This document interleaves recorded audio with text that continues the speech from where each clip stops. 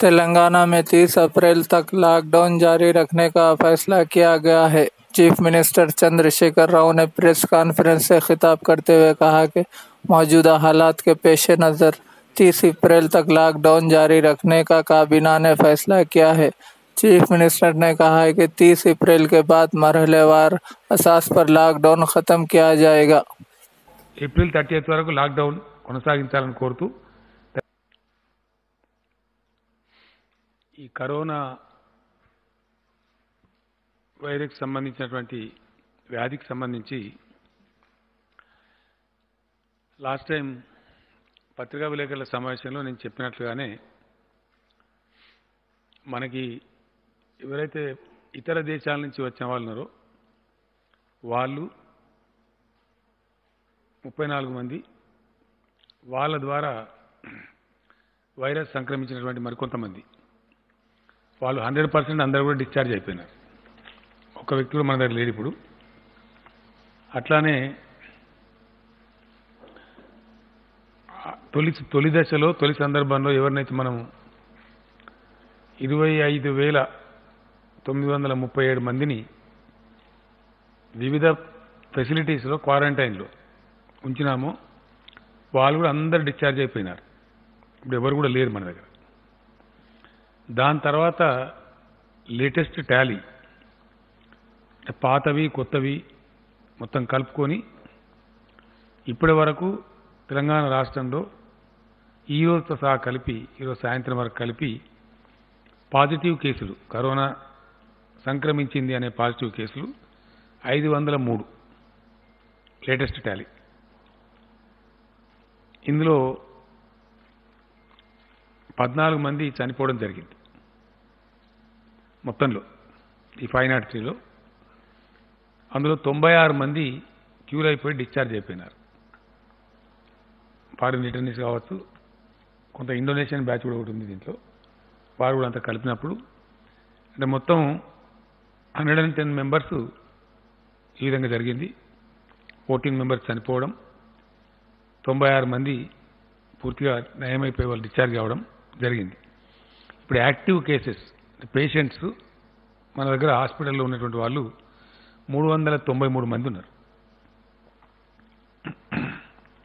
393 మన దగ్గర ఇప్పుడు ఉన్నారు.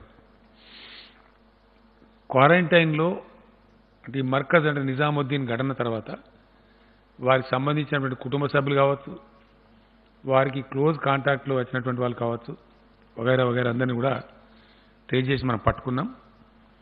మర్కజ్ సంబంధించిన వాళ్ళని కూడా సుమారు 1200 మందిని మనం పట్టుకొని టెస్టులను కూడా చేయడం జరిగింది. తర్వాత వారికి సంబంధించిన వారి బంధువులను కూడా పట్టుకొచ్చి టెస్టులు చేయడం జరిగింది. తద్వారా మనకి ఇవన్నీ కూడా తేలినాయి. ఇప్పుడు క్వారంటైన్లో మన వాచ్లో 1654 మంది ఉన్నారు. 1654 మెంబర్స్ ఉన్నారు. ఇప్పుడు కేసులు మనకు రెఫర్ కావడం తగ్గింది. కొద్ది గొప్ప 3, 4, 5 వస్తూ ఉంటే వాళ్ళకు టెస్టులు చేస్తూ ఉన్నారు. ఇంకెవరైనా చివరిదాకా మిగిలిన వాళ్ళు కావచ్చు, లేదా వీళ్ళతో కాంటాక్ట్ అయిన కొత్తగా ఎస్టాబ్లిష్ అవుతున్న వాళ్ళు కావచ్చు, గతంలో మనకు లభించకుండా ఉంటే రిస్క్ తీసుకోలేం. ఏరియాలో ఉందో ఆ ఏరియాకి లిమిట్ చేయడం, కంటైన్ చేయడం, దీన్ని కూడా ప్రజలు చాలా గొప్పగా సహకరిస్తూ ఉన్నారు. ఇది రాష్ట్రంలో మొత్తం 243 చోట్ల చేయడం జరుగుతూ ఉంది. చాలా కఠినంగా, రాజీ పడే సమస్య లేదు. ఎందుకంటే వ్యాప్తిని ఖచ్చితంగా అరికట్టాల్సిందే, ప్రజల ప్రాణాలు కాపాడుకోవాల్సిందే. అందులో జిహెచ్ఎంసీ పరిధిలో 123, జిహెచ్ఎంసీ ఇతర ప్రాంతాలలో 120, రెండు కలిపి 243 కంటైన్మెంట్ ఏరియాస్ గుర్తించి ఆల్మోస్ట్ అన్నిట్లో కూడా దాని మీద తగిన చర్యలు తీసుకోవడం జరిగింది. అక్కడ ఖచ్చితంగా మంచి ఫలితం వస్తుంది మనకు. అయితే లక్కీ ఏంటంటే ఇప్పుడు హాస్పిటల్లో చికిత్స పొందుతున్న వాళ్ళు కానీ, క్వారంటైన్లో ఉన్న వాళ్ళు కానీ, లేదా మనం కంటైన్మెంట్ చేసినటువంటి ఏరియాలో కానీ ఏ ఒక్క వ్యక్తి కూడా సీరియస్గా లేడు. భగవంతుని దయ, ఇప్పటికైతే no single person is serious. Oxygen పెట్టే పరిస్థితి కానీ, వెంటిలేటర్ పెట్టే పరిస్థితి కానీ లేదు. ఈ దశ నుంచి మనకి ఇంకా సంక్రమణ తగ్గిపోతే భగవంతుడు మన్నించి ఆల్మోస్ట్ ఏప్రిల్ 28 కదా రాజేందర్ 24 ఏప్రిల్ 24 వరకు ఆల్మోస్ట్ ఈ బ్యాచ్ క్లోజ్ అయ్యే ఆస్కారం ఉంటుంది మనకు. అందరు కూడా క్షేమంగా ఆసుపత్రుల్లో ఉన్నవారు కంప్లీట్ క్యూర్ అయిపోయి నెగటివ్ వచ్చి డిశ్చార్జ్ కావడం, బయట ఉన్న వాళ్ళని కూడా క్వారంటైన్లో ఉన్నవారు కూడా రిలీజ్ కావడం, ఇదంతా కూడా జరిగిపోతుంది. తదనంతరం మనకేం ఉండకపోవచ్చు. కొత్త ఉప్పెన వచ్చి పడకపోతే, కొత్త ఉత్పాదన రాకపోతే మనం చాలా వరకు దీన్ని బయటపడ్డ వాళ్ళం అవుతాం. ఇది రాకూడదనే ఇప్పుడు ముంబైలో మనకు ఇప్పుడు మన దేశమే, ఇతర దేశాలు అట్లుంటే మహారాష్ట్ర నుంచి ఈరోజు వార్త వచ్చింది, ఒక్కరోజే 11 మంది చచ్చిపోయినారు అక్కడ. అండ్ రాజస్థాన్ कितने निकले हमारे सुमेश जी एक ही दिन में? राजस्थान 117 आज एक ही दिन. రాజస్థాన్ రాష్ట్రంలో ఒకే రోజు 117 మంది వైరస్ వచ్చినట్టుగా వార్తలు వస్తూ ఉన్నాయి. సో దేశంలో కొన్ని ప్రాంతాల్లో వస్తుంది. మహారాష్ట్ర మరి ముఖ్యంగా మనకు బార్డర్ ఉంది, వెరీ లాంగ్ బార్డర్, 500-600 కిలోమీటర్లు ఉంటుంది మనకు. మనం కట్టుకున్నటువంటి ఆ కాళేశ్వరం బ్యారేజ్, లక్ష్మీ బ్యారేజ్ ఇక్కడ మొదలు పెడితే కంప్లీట్ ప్రాణహిత నది ఆదిలాబాద్ జిల్లా చుట్టూ, నిజామాబాద్, ధర్మాబాద్ ఆ ప్రాంతం, నాందేడ్, అటు నుంచి మన నారాయణఖేడ్ వరకు కర్ణాటక బార్డర్ టచ్ అయ్యే వరకు మనకు ఆల్మోస్ట్ మహారాష్ట్ర బార్డర్ ఉంటుంది, వెరీ లాంగ్ బార్డర్. మన బంధుత్వాలు, రాకపోకలు, వ్యాపార కలాపాలు చాలా ఉన్నాయి. ఆ బార్డర్ తర్వాత వాళ్ళ కర్ణాటక నుంచి కూడా మనకు వచ్చేటువంటి ప్రమాదం కూడా ఉంటుంది. తద్వారా కొంచెం కఠినంగా వ్యవహరిస్తే తప్ప రాష్ట్రాన్ని మనం కాపాడుకోలేం. అందువల్ల ఈరోజు క్యాబినెట్ చాలా సీరియస్గా తీసుకొని చాలా విషయాలు చర్చించి ఏప్రిల్ 30 వరకు రాష్ట్రంలో లాక్డౌన్ కొనసాగించాలని చెప్పి రాష్ట్ర క్యాబినెట్ నిర్ణయించింది. దాన్ని ఖచ్చితంగా కఠినంగా అమలు చేయడం జరుగుతుంది.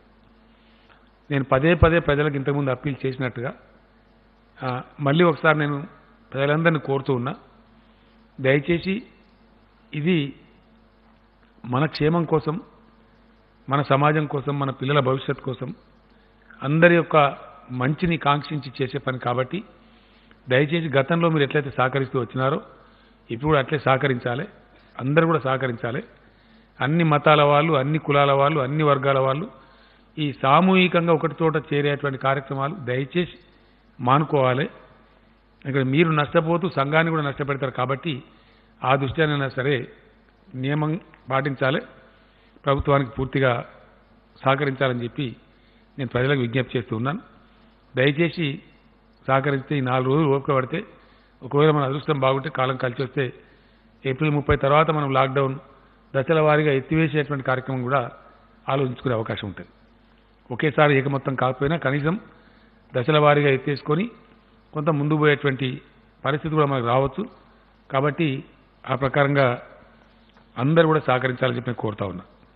విద్యార్థుల తల్లిదండ్రులు కొంత ఆందోళన చెందుతూ ఉన్నారు. మనం ఇంటర్మీడియట్ ఎగ్జామ్స్ సక్సెస్ఫుల్గా పూర్తి చేసుకున్నాం. ఒక ఎస్ఎస్సి మటుకు మధ్యలో ఆగిపోయింది. దాని మీద కొద్ది రోజులు ఆగి నిర్ణయం చేద్దాం.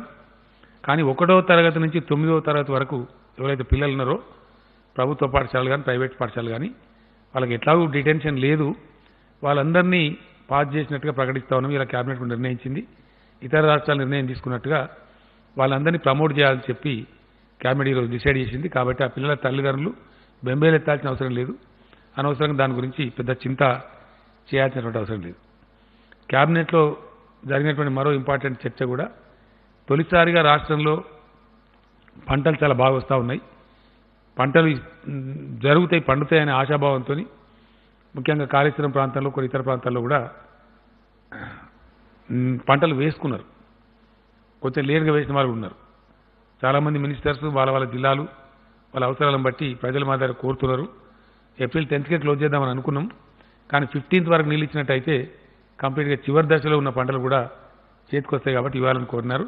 సో అన్ని ఇరిగేషన్ రాష్ట్రంలో అన్ని ఇరిగేషన్ ప్రాజెక్టుల కింద, లిఫ్ట్ ఇరిగేషన్ ప్రాజెక్టుల కింద కూడా వ్యవసాయానికి ఏప్రిల్ 15 వరకు నీళ్ళు ఇవ్వాలని చెప్పి క్యాబినెట్ నిర్ణయించింది. దాని ఇరిగేషన్ శాఖకు ఆదేశాలు కూడా ఐఎన్సీ గారికి జారీ చేయడం జరిగింది. ఆ ప్రకారంగా నీళ్లు ఏప్రిల్ 30 వరకు ఇవ్వబడతాయి, 15th వరకు ఇవ్వబడతాయి.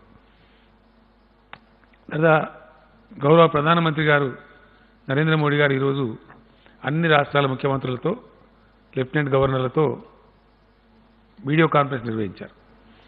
దాదాపు 3 గంటల పాటు చాలా సుదీర్ఘంగా ఆ సమావేశం జరిగింది. అన్ని రాష్ట్రాలు కూడా తమ తమ అభిప్రాయాలు చెప్పారు. Almost all everybody entire country mood was ఖచ్చితంగా లాక్డౌన్ పొడిగించాల్సిందే, అట్లీస్ట్ 2 వీక్స్ అంటే ఏప్రిల్ 30 వరకు పొడిగించాలని చెప్పి అన్ని రాష్ట్రాల ముఖ్యమంత్రులు కూడా యునానిమస్గా అప్పీల్ చేసినారు. జస్ట్ 1 or 2 వాళ్ళు ఏంటంటే ఈ రెడ్ జోన్ హాట్ జోన్ వదిలిపెట్టి కొద్దిగా డీలా చేద్దామని అన్నారు. కానీ చాలామంది దాంతో అంగీకరించలేదు. ఆ విధంగా అది జరిగింది. ఒకరిద్దరు చీఫ్ మినిస్టర్లు ఏమో కొంత వేరే రాష్ట్రాల వాళ్ళు పోవాలనుకుంటున్నారు, నేను స్పెషల్ ట్రైన్లు పెట్టి పంపిద్దామంటే ఎట్టి పరిస్థితులలో దాన్ని అనుమతించేది లేదు. ఎందుకంటే ఎక్కడున్న వాళ్ళు అక్కడనే ఉండటం క్షేమం. ఈ 15 రోజులు కళ్ళు మూసుకొని గడిపేస్తే ఇండియా మనం చాలా బాగా ఇప్పటికీ కంట్రోల్ చేయగలిగాం ఇతర ప్రపంచంతో పోల్చుకున్నప్పుడు. కాబట్టి అట్లే యథాతథ స్థితిని కొనసాగించాలని చెప్పి కూడా నిర్ణయం జరిగింది. దాని మీద మనం మన రాష్ట్రం పక్షంగా మాట్లాడుతూ మనం అదే అభిప్రాయం చెప్పినాం. ఇప్పుడు తెలంగాణ క్యాబినెట్ నిర్ణయాన్ని కూడా నేను ప్రధానమంత్రి గారికి పంపిస్తున్నాను. మనం కొన్ని డిమాండ్లు కూడా చేసినాం. ఆ డిమాండ్లను కూడా ఈ లెటర్ ద్వారా ఇప్పుడే మీకు సర్క్యులేట్ చేయడం జరిగింది. లేఖ కూడా నేను వీడియో కాన్ఫరెన్స్లో వారికి చెప్పడం జరిగింది. సంక్షిప్తంగా ఇప్పుడు నేను చెప్తూ ఉన్నాను. నాకుండే 5-6 నిమిషాలలో మిగతా వివరాలన్నీ కూడా లెటర్ ద్వారా పంపిస్తామని చెప్పాం. దానికి వారు కూడా సమ్మతించినారు. ఆ ప్రకారంగా 2 లెటర్లు పంపిస్తూ ఉన్నాను నేను. ఒకటేమో ఏప్రిల్ 30 వరకు లాక్డౌన్ కొనసాగించాలని కోరుతూ